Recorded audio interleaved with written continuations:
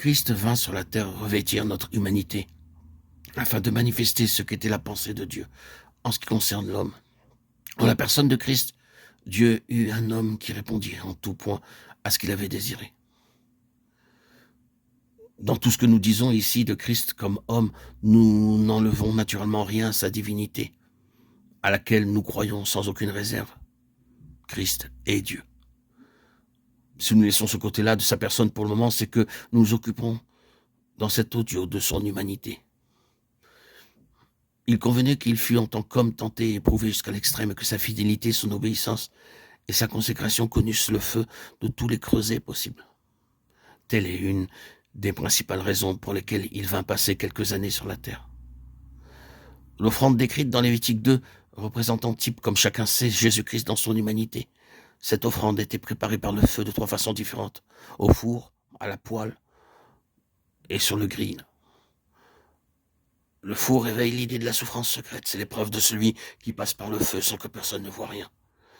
La seconde méthode fait penser aux souffrances qui ne se laissent voir que de quelques-uns, de ceux qui ont assez d'intérêt pour pencher sur elles un regard de sympathie. Le grill représente cette forme d'épreuve et de douleur qui, par sa nature même, se manifeste aux yeux de tous.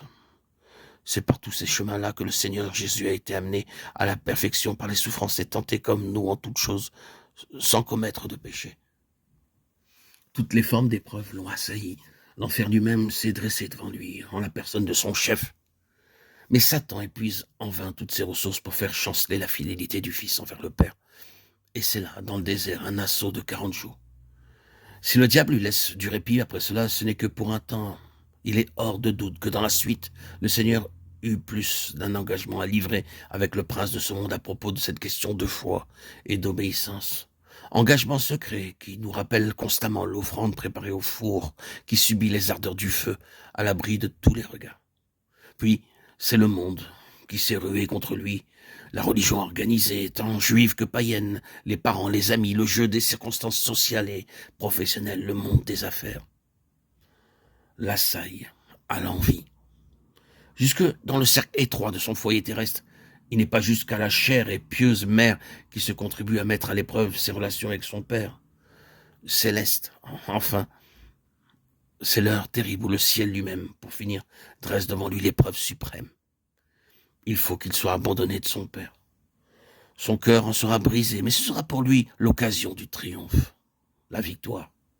Et cet abandon complet ne lui a pas plutôt inspiré son cri de détresse qu'il peut s'écrier « Père, je remets mon esprit entre tes mains ».